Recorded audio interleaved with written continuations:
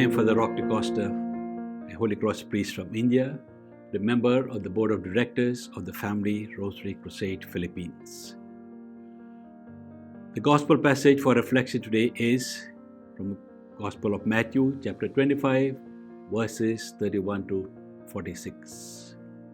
Today is the last Sunday in the liturgical year, and we celebrated it as Feast of Christ the King.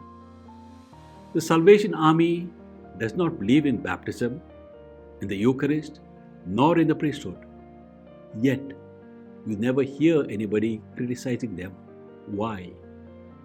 Because what they do speaks so loudly that no one cares what they believe.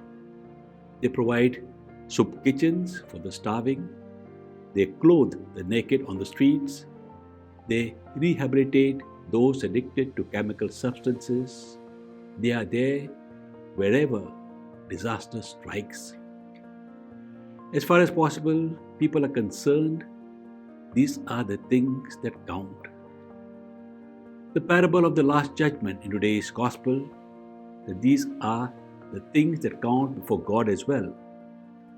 For in the Last Judgment, no mention is whatsoever is made of people's church beliefs, but only the practical help that they gave or did not give to the needy and disadvantaged of this world.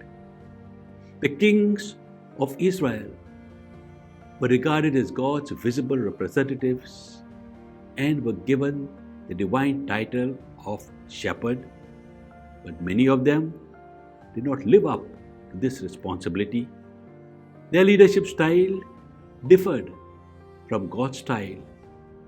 God's style was that of giving priority of attention to the needs of the disadvantaged, especially the need for justice and empowerment. First, God raised up prophets like Ezekiel to warn the kings. When they failed to listen, God decided to get rid of the ungodly kings and promised that he would shepherd the flock himself. The defeat of Israel by her enemies, in which the royalty and nobility were banished into exile, was seen as God's way of getting rid of bad leadership. God's promise to rule his people is fulfilled in the person of Jesus. Jesus began his reign as king, but he will come on Judgment Day to bring it to completion. On that day, he will sit on his throne and sort out from all nations those men and women, young and old, rich and poor, who really belong to his kingdom. Notice that both the righteous and the accursed address Jesus as Lord. It is not what we call him that matters, but whether or not we have come to the help of the needy and the disadvantaged in our midst.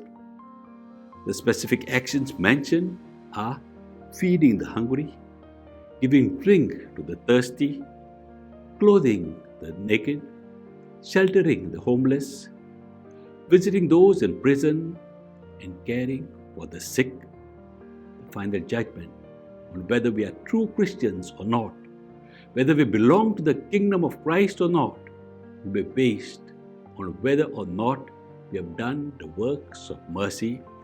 This is our number one moral obligation, both as individuals and as a family of believers.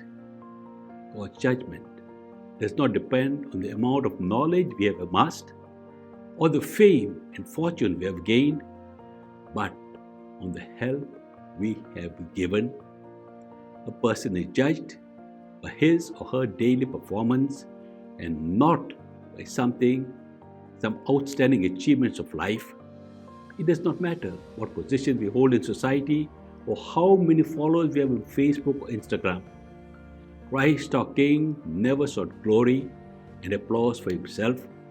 Our Shepherd King is not one to be associated with thrones and power, with glory, but with the loving service of love. He remained humble and simple, always available to serve. The good news we celebrate today is that we have a King who, unlike the kings of the world, pays attention to us and helps us, especially if we are in need and are disadvantaged. The challenge for us today is to set aside our own needs of love and happiness and to reach out in love to make someone who may be in greater need of happiness. For whatever you do to the least of the needy children of God, the brothers and sisters of Jesus, we do to Jesus himself. St. John of the Cross said, in the evening of life, we will be judged on love. Wishing you all a happy feast of Christ the King. We continue to pray for the leaders of the world, that their leadership styles may be influenced by the leadership of Jesus, the greatest of all leaders.